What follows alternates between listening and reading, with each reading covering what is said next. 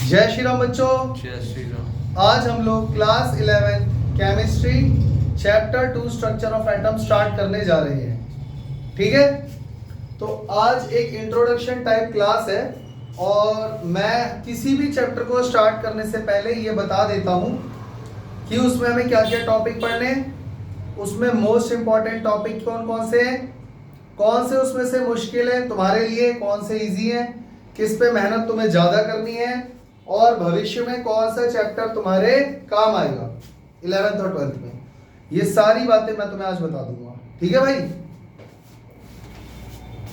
तो ये जो चैप्टर है स्ट्रक्चर ऑफ एटम, नाम से इतना तो समझ में आ गया होगा कि इसमें तुम्हें पढ़ना क्या है। एटम के बारे में हमें सारी जानकारी इकट्ठी करनी है, या अब तक दुनिया में एटम के बारे में क्या क्या पता चल चुका है जो कि प्रूवन है, पक्का है, वो हमें पढ़ना है इस चैप्टर में। ठीक है, काफी सारी चीजें ऐसी भी हैं इस चैप्टर में जो तुम इससे पहले जीवन में पढ़ चुके हो, 9th क्लास में, 10th क्लास में या छोटी क्लासों में। जैसे एटम हो गया, मॉलिक्यूल हो गया, आइसोटोप, आइसोबार, इलेक्ट्रॉन, प्रोटॉन, ये सब पढ़ा हुआ है ना, समझ रहे हो ना। तो वो सारी चीजें भी इसमें आई। तो भाई पहली बात तो ये चैप्टर काफी बड़ा है, मैं तुम्हें पहले ही बता देता हूं, ये चैप्टर छोटा चैप्टर नहीं है, बड़ा है। ठीक है, तो इसमें हमें पढ़ना क्या क्या है। देखो भाई, सबसे पहले जो है एटम के बारे में हमें किसने बताया? John Dalton. आप किसी के भी मुंह से सुनेंगे तो आपको यही बोलेंगे कि सबसे पहले हमें इस दुनिया में एटम के बारे में किसने बताया? जॉन डाल्टन ने। पर ऐसा नहीं है, ऐसा नहीं है। उससे पहले भी दुनिया में कई लोग आए होंगे, ग्रीक, डच, फ्रेंच, भारत के प्राचीन भारत के ऋषि मुनि। तो माना जाता है 400 बीसी में महर्षि कनद, ये तुमने नाम सुना होगा, महर्षि कनद ने हमें परमाणु के बारे में बताया था। परमाणु जिसको एटम कहते हैं, एटम। अगर एटम का एक हिंदी नाम पहले से ही है तो ये बात मान लो कि सच में एटम के बारे में हमें बहुत पहले से पता था। भाई अगर किसी चीज को नाम दिया गया है तो इसका मतलब कोई चीज होगी ना, डिफाइंड होगी, एड्रेस्ड होगी, पता होगा उसके बारे में, उसकी क्वालिटीज, उसके कैरेक्टरिस्टिक, तभी तो उनको नाम दिया गया है। अगर कोई चीज पता ही नहीं थी अगर किसी को, तो वो नाम कहां से आया? परमाणु। ये परमाणु नाम कहां से आया फिर? इसका मतलब ये फैक्ट है कि हमको इसके बारे में बहुत पहले से पता था, और कितने डिटेल में, कितना डेप्थ में पता था ये हम नहीं बोल सकते। बात समझ में आ गई? आज भी एटम के बारे में पूरा 100% सही किसी को भी नहीं पता। इस चैप्टर के एंड होने के बाद तुम्हें पता चलेगा कि बहुत सारी चीजें ऐसी हैं जो अजम्पशन बेस्ड है, 100% सही नहीं है, और जहां तक जितना प्रूव है सही है वो किताबों में उठा के डाल दिया और आज हम वहां तक पढ़ते हैं या हम बच्चों को पढ़ाते हैं। इतनी बात समझ में आ गई? तो अगर ये बोला जाए कि सिर्फ जॉन डाल्टन ने एटम के बारे में सबसे पहले बताया था तो वो पूरी तरह से सही नहीं है, और जरूरी नहीं है यही महर्षि हो जिन्होंने इसके बारे में बताया हो। अगर ये कोई महर्षि थे, सच में इनको परमाणु के बारे में पता था, तो उन्हें भी तो उसका ज्ञान उनके पूर्वजों से पता लगा होगा, उनके गुरु से। तो ये पद्धति कब से चलती आ रही है इसका कोई आइडिया हमको समय का ज्ञान नहीं है। ठीक है, चले आगे। तो हमें इस चैप्टर में एटम के स्ट्रक्चर के बारे में क्या पढ़ना है? सबसे पहले हमें पढ़ना है डिस्कवरी ऑफ इलेक्ट्रॉन, प्रोटॉन और न्यूट्रॉन। इन तीनों की डिस्कवरी के बारे में पढ़ना है, जिसमें हमें इलेक्ट्रॉन की डिस्कवरी को डिटेल में पढ़ना है। इसको हम बोलते हैं कैथोड रे एक्सपेरिमेंट। ये हमें पढ़ना है डिटेल में। फिर इसी तरीके से प्रोटॉन की डिस्कवरी कैसे हुई बच्चों? एनोड रे एक्सपेरिमेंट। और उसी तरीके से इसकी डिस्कवरी कैसे हुई, मैं इसके बारे में लिख देता हूं, सिमिलर एक्सपेरिमेंट। उसी तरीके का एक सिमिलर एक्सपेरिमेंट हमको मिला, उससे इसके बारे में पता लगा। समझ में आया? पर अभी एटम के बारे में किसी ने नहीं बताया, अभी सिर्फ इलेक्ट्रॉन, प्रोटॉन और न्यूट्रॉन की डिस्कवरी हुई है। बाय द वे इसकी डिस्कवरी बहुत लास्ट में हुई थी, पहले तो हमें इन्हीं दोनों के बारे में पता था, इलेक्ट्रॉन और प्रोटॉन के बारे में। तो जब भी किसी चीज के बारे में पढ़ते हैं तो देखो, जैसे एटम के मॉडल तुमने 9th क्लास में पढ़े हैं, Thompson model of an atom, Bohr's model of an atom, Rutherford model of an atom पढ़ा है ना। तो सीधा एकदम से मॉडल नहीं आके टपक जाता है, किसी के दिमाग में एकदम से नहीं आ जाता है। पहले किसी भी चीज का विचार आता है, थ्योरी आती है, फिर उस थ्योरी को दिमाग में रखते हुए एक्सपेरिमेंट्स किए जाते हैं, उससे कुछ रिजल्ट निकलते हैं, तब मॉडल आता है। समझ में आया? मॉडल एकदम से नहीं आ जाता। तो सबसे पहले बच्चों क्या आया था? डाल्टन्स एटॉमिक थ्योरी 1808 में। उसके बाद जे थॉमसन ने सबसे पहले इलेक्ट्रॉन को डिस्कवर कर दिया। अकेले जे थॉमसन ने नहीं करा था, उनके साथ उनके कुछ शिष्य विद्यार्थी थे, उन सब ने मिलकर एक्सपेरिमेंट किया था। माइकल फैराडे का भी यहाँ पर बहुत बड़ा रोल है, ठीक है। तो उसके बाद पहले थ्योरी आई, उसके बाद आया J Thomson model of an atom, J Thomson model of an atom. और एक बात मैं तुम्हें आज बता देता हूं बच्चों, अपने सीनियर से या टीचरों से जाके पूछ लेना, 11th और 12th में चाहे आप फिजिक्स पढ़ो या केमिस्ट्री, चैप्टर शुरू में बहुत आसान लगता है। शुरू में आपको हमेशा ऐसा लगेगा कि यार ये तो बहुत आसान चीज है, ये तो हमें पहले से आता है, इससे तो मैं फैमिलियर हूँ, ये तो सब बहुत आसान है।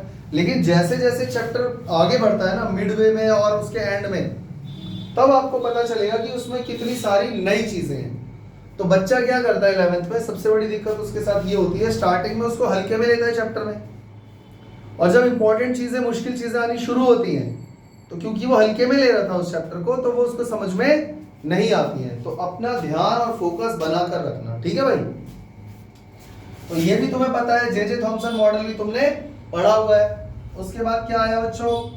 Rutherford model of an atom, Rutherford's model of an atom. ये पूरी तरह से गलत था, ये आधा सही आधा गलत था। आधा सही आधा गलत इसलिए क्योंकि इसमें कुछ ऐसे ड्रॉबैक थे जिसकी वजह से एटम जो है, जो वो डिफाइन कर रहा है, वो चीज नहीं हो पा रही, ठीक है। या और जो बाकी थ्योरियां प्रूव थी वो उसमें फिट नहीं हो रही थी। और पूरा गलत भी नहीं है, क्योंकि वो पूरा प्रॉपर एक्सपेरिमेंटल वे में कंडक्ट करके तब मॉडल दे रहा है।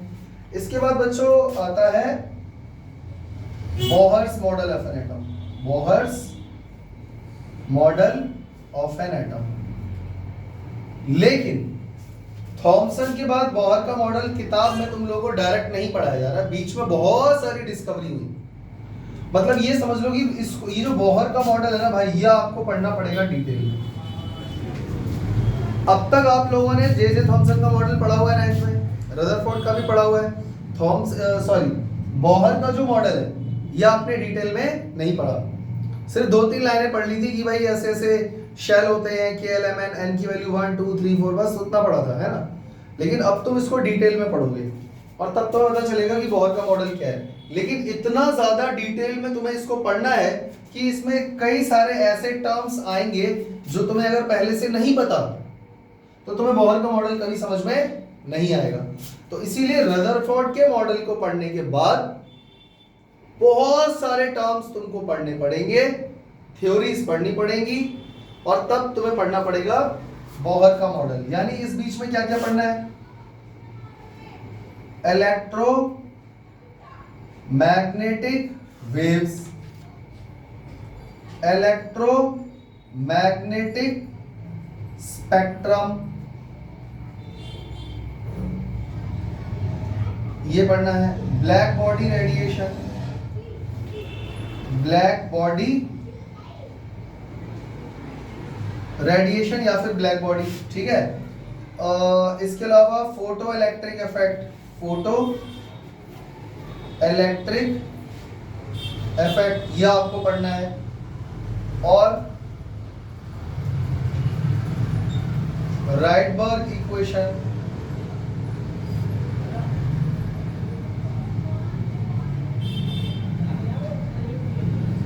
Black body radiation, photo electric effect, Rydberg equation, line spectra,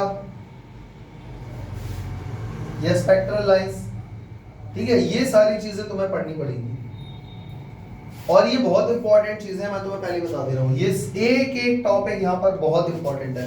हाँ, Planck's quantum theory, Planck's quantum theory, ये पढ़ना पड़ेगा। और भी मैं देख लेता हूं कुछ रह तो नहीं गया। ये सारी चीजें तुम्हें इसमें पढ़नी ही पड़ेगी, तब जाकर बोहर का मॉडल पढ़ने के लायक बन पाओगे। डायरेक्ट अगर पढ़ोगे तो समझ में नहीं आएगा। इसके अलावा आइसोटोप, आइसोबार, आइसोटोन, ये छोटी छोटी चीजें तो मैं लिख ही नहीं रहा। एटॉमिक नंबर, मास नंबर, अभी ये सब तो मैं लिख ही नहीं रहा। ठीक है, dual behaviour of matter, emission spectra, line spectra, ये सब मैंने लिख दिया है।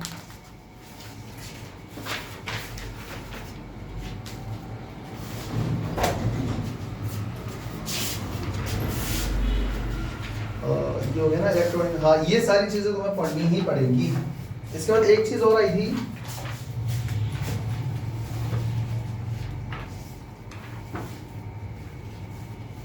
Dual behaviour of matter. Dual behaviour of matter, ये सारे जो टॉपिक मैंने यहां पर लिस्ट करे हैं ना, ये आपको बोहर का मॉडल पढ़ने से पहले सीखना होगा। इतनी बात समझ में आ गई। इसके बाद बोहर का मॉडल पढ़ने के बाद आपको पढ़ना होगा de Broglie wavelength, de Broglie wavelength,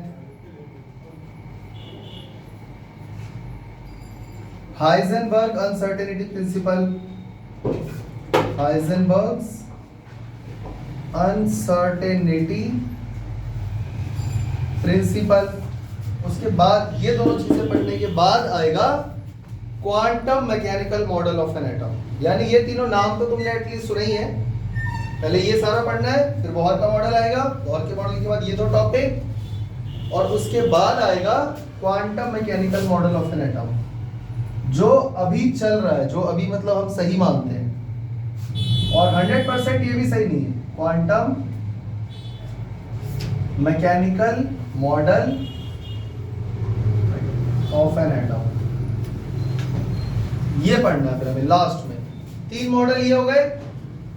तीसरा मॉडल पढ़ने से पहले ये सारी थ्योरी, उसके बाद ये, उसके बाद आएगा क्वांटम मैकेनिकल मॉडल। इसके अंदर तुम्हें बहुत सारी चीजें पढ़नी है। S P D F orbitals, ये ऑर्बिटल्स होते हैं, ये पढ़ने हैं।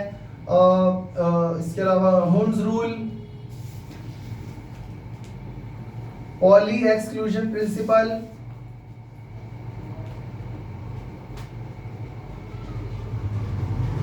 क्वांटम नंबर्स, क्वांटम नंबर्स, ठीक है, ऑफबाउ प्रिंसिपल,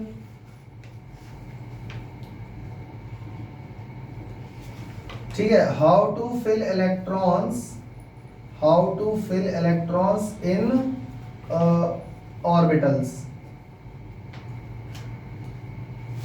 और यहां तक पहुंचते पहुंचते बच्चा क्योंकि ध्यान तो देता नहीं है, तो ये मेन चीज उसकी रह जाती है, और ये चीजें भी रह जाती हैं, और बच्चा इसी चक्कर में रह जाता है कि बस ये मॉडल हो गए, बस हो गया मेरा काम।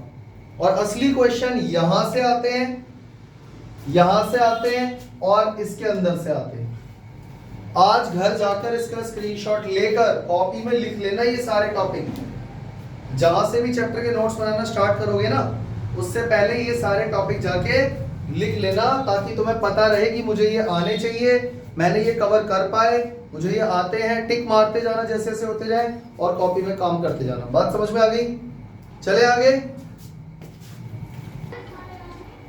एक बात मैं तुम लोगों को बताना भूल गया बच्चों, एक बात मैं बताना भूल गया। मैंने तुम लोगों को कहा था ये चैप्टर बहुत बड़ा है, कहा था ना, और मैंने अंदाजा तो लगी गया होगा बड़ा तो है। और जब एक एक टॉपिक पढ़ोगे और उसमें कितनी डिटेल है तब अपने आप पता लग जाएगा। मैंने ये भी कहा था कि अगर ये चैप्टर डिटेल में पढ़ लोगे तो आगे भविष्य में तुमको बहुत हेल्प मिलेगी, है ना।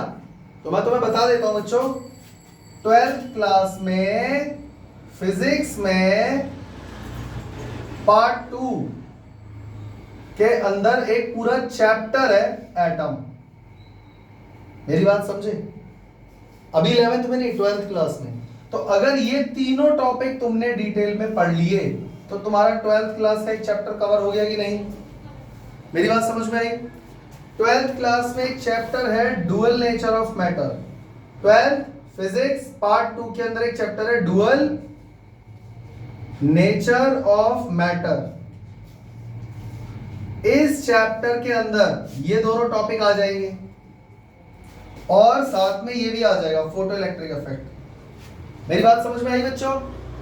मैं 12th क्लास की बात कर रहा हूं। 12th क्लास में फिजिक्स में पार्ट 2 में सिर्फ ये दोनों और ये मिला के एक पूरा चैप्टर है। ये टॉपिक मिला के पूरा एक चैप्टर है। तो बोहर का मॉडल बहुत डिटेल में पढ़ना है, बोला था ना। इसका मतलब इसमें बहुत कुछ है, पूरा यहाँ पर एक चैप्टर बन गया अकेला। तो 11th में ही पढ़ लोगे तो वहां पर तुम्हारा काम आसान हो जाएगा। इसके अलावा इन दोनों को मिलाकर क्लास 12 फिजिक्स पार्ट 1 में एक चैप्टर है इलेक्ट्रोमैग्नेटिक वेव्स, EMW। ये अपने आप में पूरा एक चैप्टर है। उस पूरे एक चैप्टर के अंदर सिर्फ ये दो टॉपिक हैं। अब तुम ये अंदाजा लगा लो ये 11th का चैप्टर कितना बड़ा है। और जबकि इसमें एक्स्ट्रा चीजें क्या क्या है? एक्स्ट्रा में ये है, एक्स्ट्रा में और भी बहुत सारी चीजें हैं। समझ में आ रहा है? और इसके अलावा 12th क्लास के 3 चैप्टर आ गए पूरे इसके अंदर, और भी है। ये लाइन स्पेक्ट्रा और ये अपने आप में देखोगे ना बच्चों, यहां से लेकर यहां तक, ये अपने आप में एक अलग कहानी है। ये समझ लो अपने आप में एक छोटा सा चैप्टर है। समझ में आ रहा है? तो इसलिए मैं डरा नहीं रहा हूं, मैं तुम्हें ये समझा रहा हूं कि ये चैप्टर बड़ा भी है, इंपॉर्टेंट भी है और आने वाले क्लास में भी तुमको बहुत हेल्प करेगा। अगर तुमने सही से डिटेल में सीरियस होकर नहीं पढ़ा तो तुमको हमेशा प्रॉब्लम आएगी। और अगर सच में इतना बड़ा चैप्टर है तो सोचो इसके अंदर से कितने सारे क्वेश्चन बनते होंगे, वेटेज भी अच्छी होगी। बात समझ में आ गई? तो बच्चों मैंने तुम्हें अभी अभी बताया था कि सबसे पहले हमें क्या पढ़ना है? डिस्कवरी ऑफ इलेक्ट्रॉन, प्रोटॉन और न्यूट्रॉन। तो इलेक्ट्रॉन की डिस्कवरी, इन तीनों की डिस्कवरी ऑब्वियसली एक्सपेरिमेंट के द्वारा हुई होगी। तो इलेक्ट्रॉन की डिस्कवरी किससे हुई? कैथोड रे एक्सपेरिमेंट से। ये एक्सपेरिमेंट किया था जे थॉमसन ने, और उनके कुछ साथ में विद्यार्थी थे, स्टूडेंट थे, उनके साथ काम करते थे लैब में, उनकी हेल्प से। तो चलो शुरू करते हैं। अच्छा तुम लोगों को ये तो पता है ना सब एटॉमिक पार्टिकल्स होते क्या हैं? और तुम लोग इस चैप्टर को स्टार्ट करने से पहले ना ऐसे सोचो कि अभी हमें एटम के बारे में कुछ पता ही नहीं है। आप ये समझ लो आप 1800 में जी रहे हो, 1800 AD। एटम का नाम ही नहीं पता, या नाम पता है तो उसके बारे में कुछ, उसकी पिक्चर क्लियर ही नहीं है। उसके अंदर कितने सब एटॉमिक पार्टिकल हैं ये भी नहीं पता, क्योंकि न्यूट्रॉन तो बहुत बाद में डिस्कवर हुआ था। उस टाइम पे 2 ही थे, इलेक्ट्रॉन और प्रोटॉन, और इलेक्ट्रॉन भी नहीं था। तो इलेक्ट्रॉन की डिस्कवरी कैसे हुई? देखो सब एटॉमिक पार्टिकल्स जो है वो क्या क्या होते हैं? इलेक्ट्रॉन, प्रोटॉन और न्यूट्रॉन।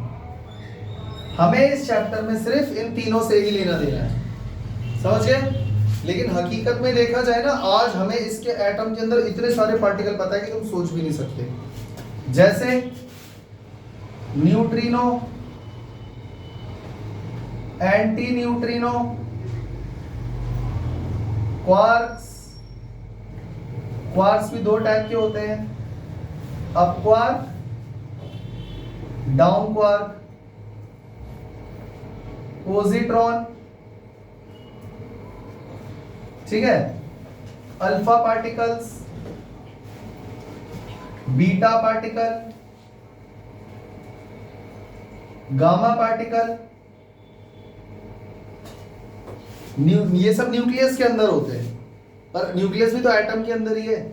इसके अलावा और भी पता नहीं कौन कौन से पार्टिकल होते हैं, समझ में आ रहा है? और कहते हैं कि जो एंटी न्यूट्रिनो है ना, ये टाइम में रिवर्स ट्रेवल कर सकता है। एंटी न्यूट्रिनो जो पार्टिकल है, अभी इसका कोई पक्का प्रूफ नहीं मिला है, पर कहते हैं कि ये टाइम में रिवर्स ट्रेवल कर सकता है। पता ही बात, बहुत स्ट्रेंज है ना? तो ये सारी चीजें भी होती हैं, पर हमें इस चैप्टर में ये सब नहीं पढ़ना है। ये सब तुम्हें समझाने के लिए लिखा था मैंने, ठीक है?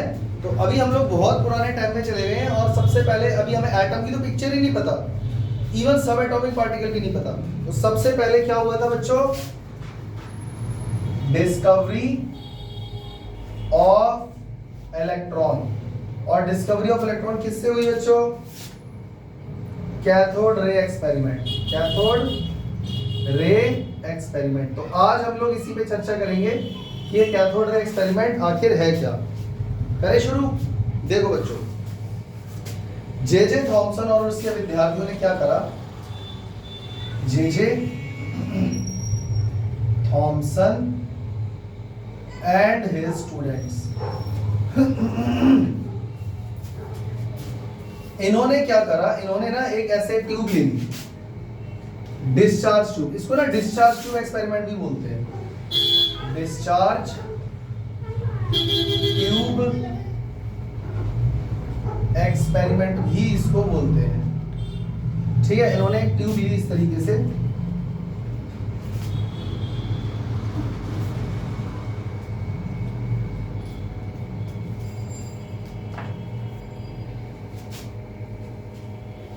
दिख रहा है सबको? इसके अंदर दो प्लेट लगा दी। प्लेट जानते हो कैसी होती है? पतली सी प्लेट, ऐसे सामने से देखोगे तो लाइन दिखेगी, सामने से फ्लैट। तो इसको मैं ऐसे बना दूं बच्चों, ये प्लेट जैसा लग रहा है, लग रहा है ना? मतलब सामने से थोड़ा सा ऐसे टेढ़ा कर दिया और एक प्लेट इधर लगा दी। इसको उसने जोड़ दिया एक बहुत हाई वोल्टेज पोटेंशियल से।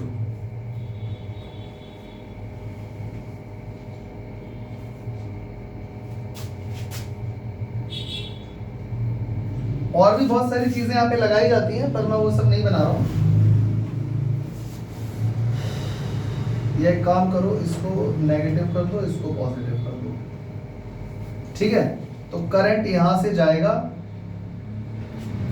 जाएगा जाएगा जाएगा और ये प्लेट पूरी पॉजिटिव पोटेंशियल पे आ जाएगी। तो ये हो गया तुम्हारा एनोड और ये नेगेटिव पोटेंशियल पे रहेगा, तो इस पर नेगेटिव चार्ज आएगा, इसीलिए इसको हम क्या बोलेंगे?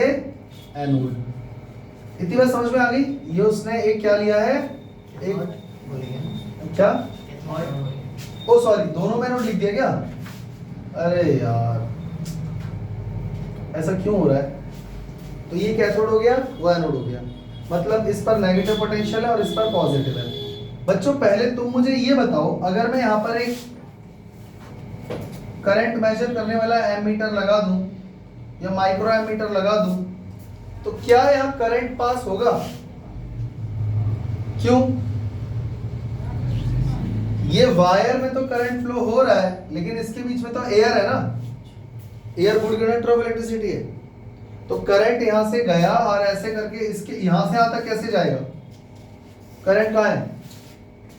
करंट पास होगा? नहीं होगा।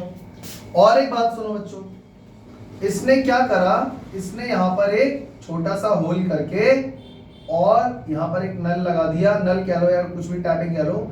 यहां से सारी एयर बाहर निकाल दी और बंद कर दिया जल्दी से। मतलब वैक्यूम कर दिया, एयर भी नहीं है, ना वाटर, ना सॉलिड, ना लिक्विड, ना गैस, वैक्यूम। अब बताओ ये इलेक्ट्रिसिटी फ्लो होगी? एमीटर में रीडिंग आएगी? जब करंट ही फ्लो नहीं हो रहा है तो इसमें रीडिंग कैसे आएगी? करंट फ्लो होने के लिए पूरा कंप्लीट पाथ चाहिए ना, क्लोज्ड पाथ। तो क्या ये क्लोज्ड पाथ है यहां से यहां तक? नहीं है। तो इन लोगों ने क्या किया, ध्यान से सुनना। इन लोगों ने सबसे पहले यहां पे 5000 to 10,000 वोल्ट बैटरी लगाई। बैटरी कह लो या पोटेंशियल कह लो। मतलब अगर मैं तुम्हें समझाऊं तो ध्यान से सुनना। अगर मान लो ये और ये इलेक्ट्रोड है और इन दोनों के बीच में पोटेंशियल डिफरेंस बहुत ज्यादा है, तो जब ये इनको मैं पास लाऊंगा तो इनके बीच में स्पार्क बनेगा।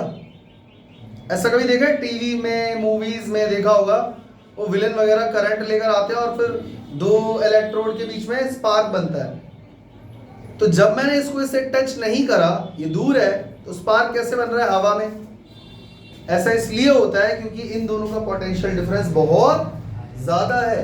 और इतने हाई पोटेंशियल डिफरेंस पे एयर भी कंडक्टर बन जाती है। आ गई बात समझ में? फिलहाल वैसे यहाँ पे एयर नहीं है, तो तुम लोग को ये समझ में आ गया उन्होंने पहला काम क्या करा।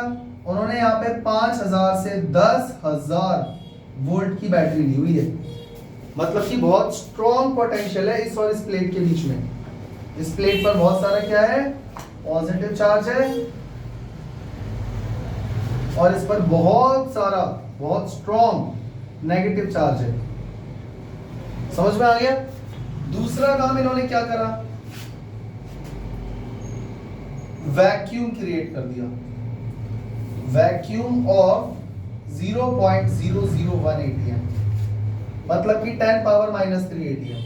मतलब हमारा जो एटमॉस्फेरिक प्रेशर है इस समय यहाँ पर, उससे 1000 गुना कम, एटमॉस्फेरिक प्रेशर से 1000 गुना कम प्रेशर इसके अंदर रखा हुआ है।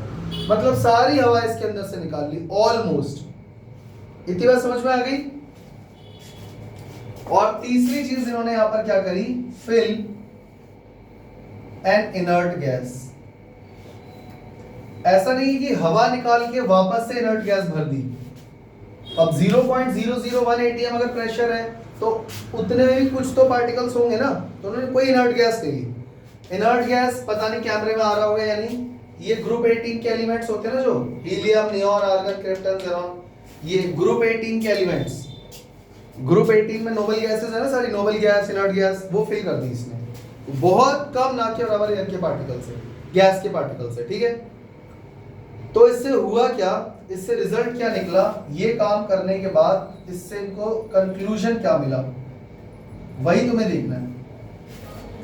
हुआ ये कि बच्चों इसके अंदर इलेक्ट्रिसिटी फ्लो होने लगी।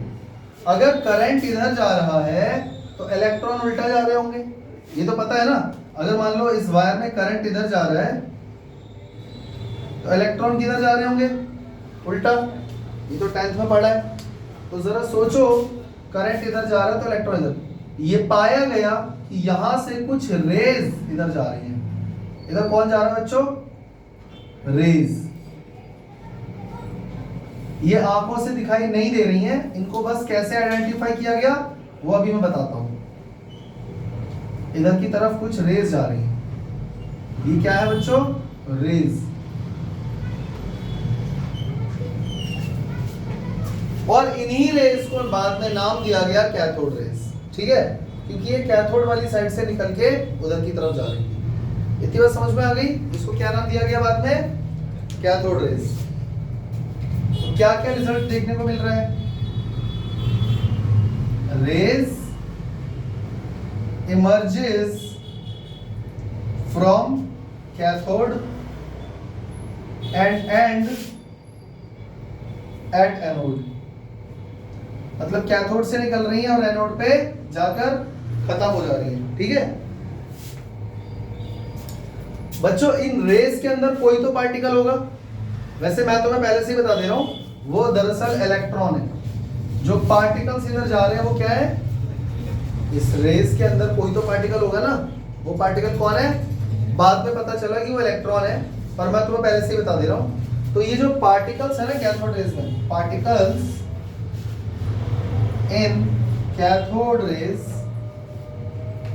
Are negatively charged. ये कैसे पता लगा कि वो नेगेटिव चार्ज है, क्योंकि वो नेगेटिव से निकल रहा है, पॉजिटिव प्लेट की तरफ अट्रैक्ट हो रहा है, इसीलिए हमको पता लग गया because they were attracted by positive anode. ये बात समझ में आ गई? यानी देखो धीरे धीरे हम उसकी तरफ क्लू को पकड़ते हुए जा रहे हैं। पहले पता लगा रेज है, फिर पता लगा कि उसके अंदर जो है पार्टिकल वो नेगेटिवली चार्ज पार्टिकल है। उसके बाद अब इन पार्टिकल, इसमें ये कैसे पता चला कि ये रेज है या पार्टिकल है? मतलब मेरी बात समझो, कुछ चीजें कॉन्टिन्यूअस होती हैं, कुछ पार्टिकल्स के फॉर्म में होती हैं। तो ये सच में रेज है, वेव्स है, या इनमें पार्टिकल है, ये कैसे पता लगा? तो उसके लिए हमने क्या करा, हमने यहां पर एक ऑब्स्टेकल लगा दिया। क्या लगा दिया, ऑब्स्टेकल। ये कोई इसकी रास्ते में रुकावट है, और ये पाया गया कि जब हमने इसके सामने एक रुकावट लगाई तो पीछे क्या बन गई, शैडो। क्या बन गई, पीछे इसकी शैडो बन गई। यहाँ पे समझ में आ रही है मेरी बात, मेरी बात समझ में आ रही है। तो कैथोड रेस के सामने ऑब्स्टेकल लगाने पर क्या पाया गया कि वो शैडो बना रहा है। तो इससे ये बात कंफर्म हो गई कि सच में इन रेस के अंदर क्या है, पार्टिकल्स ही है। यानी कि when an obstacle is fixed in the path of cathode rays, it forms a shadow of obstacle. It forms the shadow of obstacle, which indicates, जिससे हमें क्या पता लगा, these rays must have particles। मतलब इसमें सच में पार्टिकल्स है। मेरी बात समझ में आ गई। एक और क्लू मिल गया हमको। फिर हमने ये सोचा कि क्या इसमें मतलब इसमें कुछ रेस के अंदर एनर्जी भी है या बस ऐसे ही ये बस आगे भाग रहे हैं। तो हमने क्या करा, इसके रास्ते में, ये समझ में आ गया ना, ये मैंने हटा दिया, वो पॉइंट मैंने लिख दिया है। आप लोग चाहो तो अलग अलग डायग्राम बना सकते हो। मैंने इस रेस के रास्ते में एक पैडल लगा दिया। क्या लगा दिया, एक पैडल, समझते हो, पंखुड़ी टाइप समझ लो यार, इस तरीके से ये ऐसे फिक्स कर दिया।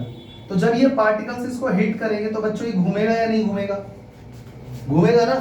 तो हमने इसके रास्ते में पैडल लगाया और देखा कि ये तो सच में घूम रहा है और ये ऐसे घूम रहा है इस डायरेक्शन में। तो मतलब पक्का हमें रेस की एक तो डायरेक्शन मिल गई कि वो नेगेटिव टू पॉजिटिव है, और दूसरी बात ये पता लग गई कि उन पार्टिकल्स के पास एनर्जी है, काइनेटिक एनर्जी।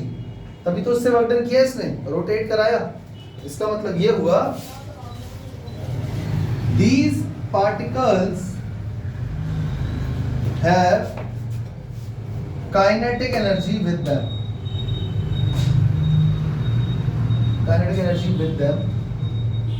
which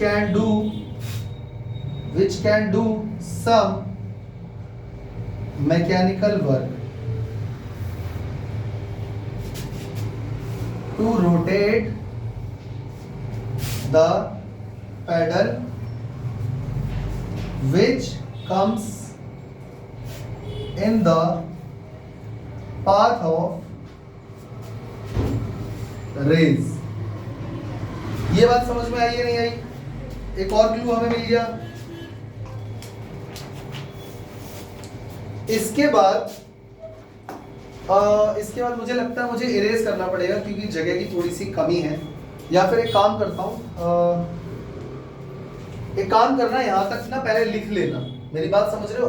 और जो मैं अलग अलग डायग्राम बना रहा हूँ ना, पैडल वाले के लिए पैडल वाला और ऑब्स्टेकल के लिए ऑब्स्टेकल वाला, वो हर पॉइंट के साथ एक अलग अलग डायग्राम बना लेना, क्योंकि जो एक पिक्चर समझा सकती है वो 100 शब्द नहीं समझा सकते। ठीक है, इसका स्क्रीनशॉट ले लेना, कोई दिक्कत? चले आगे, ठीक है। अब मैं इसको इरेज कर रहा हूँ।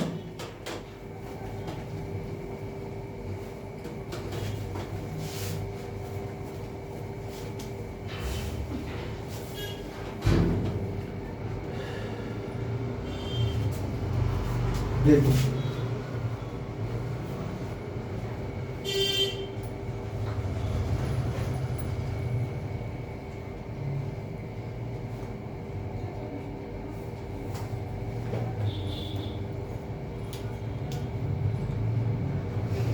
मतलब ये जो प्लेट है ना, मैंने ऐसे करके बनाई है, तो इस पर पॉजिटिव चार्ज है, ये एनोड है, और इस पर नेगेटिव है क्योंकि ये कैथोड है। ठीक है, जब मैंने यहां पर एक बहुत बड़ी नेगेटिव चार्ज की प्लेट लगाई और इसके नीचे एक बहुत बड़ी पॉजिटिव चार्ज की प्लेट लगाई, मेरी बात समझ में आ रही है? मैंने क्या करा, इसी एक्सपेरिमेंट में इस डिस्चार्ज ट्यूब के ऊपर और नीचे 2 प्लेट लगा दी। प्लेट समझते हो ना, एक ऐसे और एक नीचे से ऐसे। ऊपर वाली प्लेट पे कौन सा चार्ज है फिलहाल, और नीचे। तो ये पाया गया कि जो कैथोड रेज यहां से जा रही थी ना, वो क्या होने लगी बच्चों, वो नीचे की तरफ अट्रैक्ट होने लगी। इससे तुम्हें क्या पता लगता है, इससे ये बात कंफर्म होती है कि सच में वो जो पार्टिकल्स है कैथोड रेज के अंदर वो नेगेटिवली चार्ज है। मतलब इस चीज को मैं लिखूं या समझ गए, लिख देता हूं।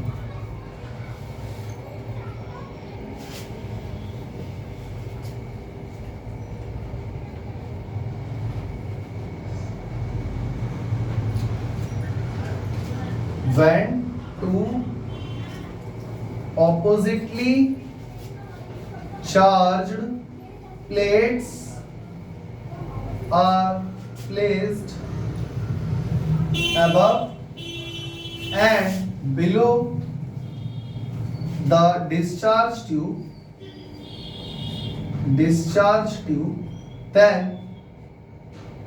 then particles in cathode ray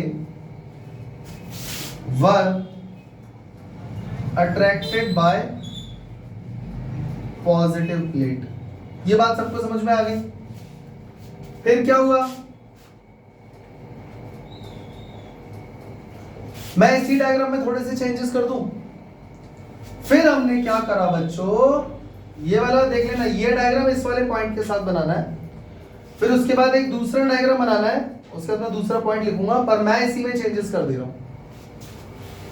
ऊपर एक बहुत बड़ा मैग्नेट का साउथ पोल और नीचे एक बहुत बड़ा मैग्नेट का नॉर्थ पोल हमने लगाया। तब ये पाया गया कि ये नेगेटिवली चार्ज पार्टिकल किसकी तरफ अट्रैक्ट हो रहे हैं, नॉर्थ पोल की तरफ। यानी कि when two opposite polarity of magnet are placed above and below the discharge tube, then particles in cathode ray were attracted by north pole। इससे क्या पता लगता है बच्चों, इन दोनों पॉइंट से ही ये पता लगता है कि सच में उस कैथोड रे के अंदर नेगेटिवली चार्ज पार्टिकल है, क्योंकि नेगेटिवली चार्ज पार्टिकल है इसीलिए पॉजिटिव प्लेट की तरफ अट्रैक्ट हुआ था, और नेगेटिवली चार्ज पार्टिकल है इसीलिए नॉर्थ पोल की तरफ अट्रैक्ट हुआ है। समझ गए? तो these 2 points indicate that ray contains negatively charged particles, negatively charged particles। अब सच में वो पार्टिकल चार्ज्ड ही है या कोई और रीजन है? भाई ऐसा भी तो हो सकता है, उस समय जो दुनिया में एक्सपेरिमेंट कर रहे थे ये लोग, ऐसा भी तो हो सकता है कि चलो ये तो समझ में आ गया कि नेगेटिवली चार्ज पार्टिकल है, या हम ये भी तो बोल सकते हैं नेगेटिवली चार्ज पार्टिकल की तरह वो बिहेव कर रहा है। क्या पता कोई ऐसी नई चीज हो जो नेगेटिवली चार्ज पार्टिकल की तरह बिहेव कर रही हो, चार्ज ना हो। मेरी बात समझ में आ रही है? चार्ज क्या है, इंट्रिंसिक प्रॉपर्टी तो है, तो ये चार्ज की तरह क्या पता बिहेव करने वाला कोई दूसरी चीज हो, कोई नई फिजिकल क्वांटिटी आ गई हो। मेरी बात समझ में आ रही है? ऐसा भी तो हो सकता है। तो उन्होंने एक और एक्सपेरिमेंट करा। इस बार उन्होंने क्या किया, देखो मैं फिर से इस डायग्राम में चेंजेस करने जा रहा हूं, ध्यान से सुन लो, लेकिन तुम्हें वो डायग्राम अलग से बनाना पड़ेगा। तो ये डायग्राम फिलहाल इस पॉइंट के लिए है। अगर यहां पर तुम पॉजिटिव और नेगेटिव बना देते हो, नेगेटिव और पॉजिटिव, तो ये डायग्राम इस पॉइंट के लिए हो गया। और अब मैं इसमें फिर से एक चेंज करने जा रहा हूं, और वो नए पॉइंट के लिए, पॉइंट नंबर 7।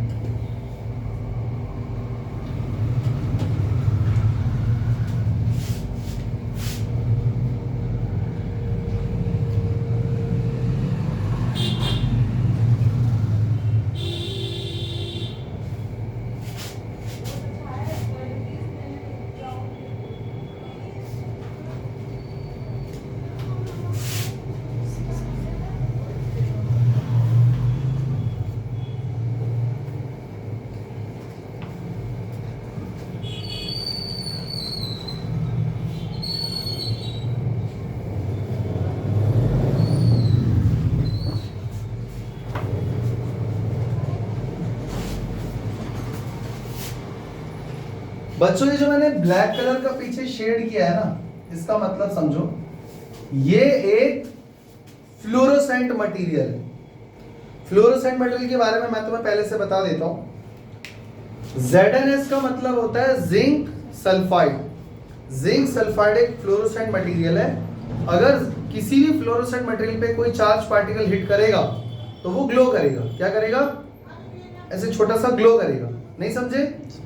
दिवाली में वो पॉप पॉप फोड़ते हो तो वो जमीन पे मारते हो तो ऐसे फूटता है ना, या पहले एक और आता था थोड़ा बड़ा, दीवार पे मारते थे तो फूटता था, याद है? दिवाली में एक पटाखा आता है पॉप पॉप, देखा होगा ना।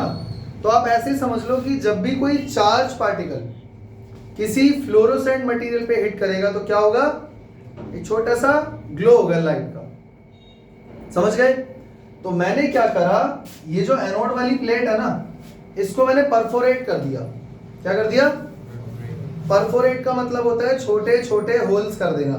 मतलब ऐसे देखो, ये एक प्लेट है, सामने से तो ऐसी दिखेगी ना प्लेट, इसमें मैंने क्या कर दिया बच्चों? होल्स कर दिए। अगर मैं इसमें होल्स कर दूंगा तो क्या होगा? कैथोड रे जब सामने से जाएगा तो ये पार करके पीछे निकल जाएगा। तो देखो यहां से कैथोड रेज आ रही है, इसमें हमने छोटे छोटे होल्स कर दिए। अब छोटे छोटे होल्स करने की वजह से वो कैथोड रे इसके अंदर से पार निकल जाएगा। पार निकल के किस पे टकराएगा? जिंक सल्फाइड यानी कि फ्लोरोसेंट मटेरियल के ऊपर। फिर क्या होगा? ग्लो करेगा।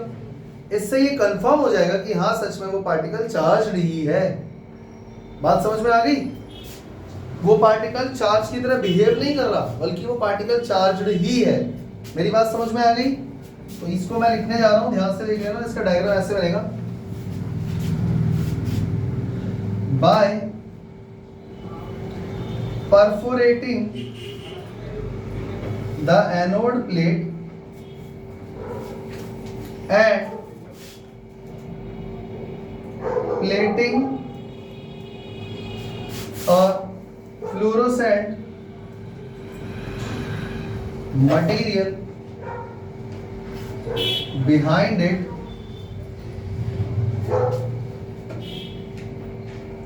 will glow when particles in cathode ray hits the fluorescent material ZnS,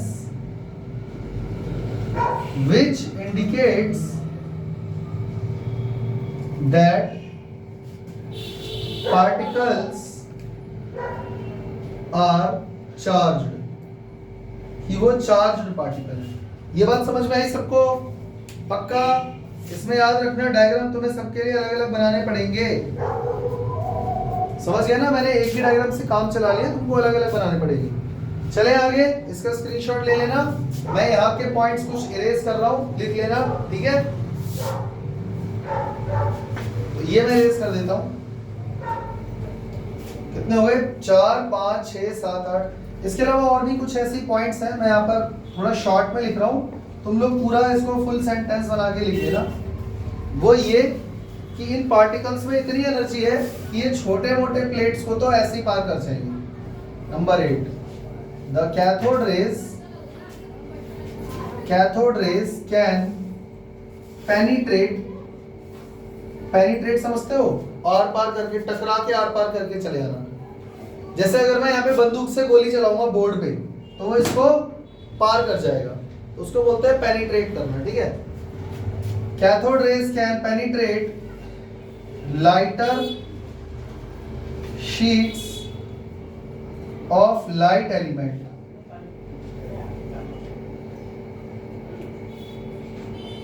like aluminium. मतलब अगर इसके सामने एल्यूमिनियम की प्लेट लगा दी तो ये उसको पार करके, ये रेज एल्यूमिनियम की फॉइल को पार करके आराम से निकल जाएगा। बात समझ में आ रही है? Cathode rays produce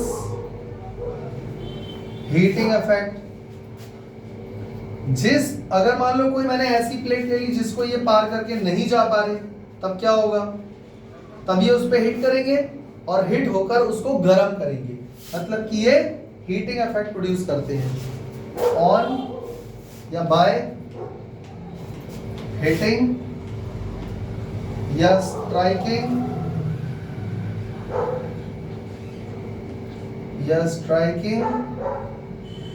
the plate, anode plate.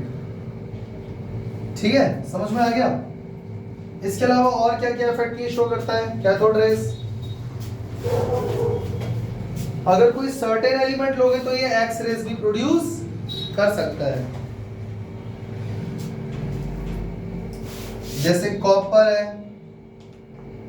Osmium है या टंगस्टन है,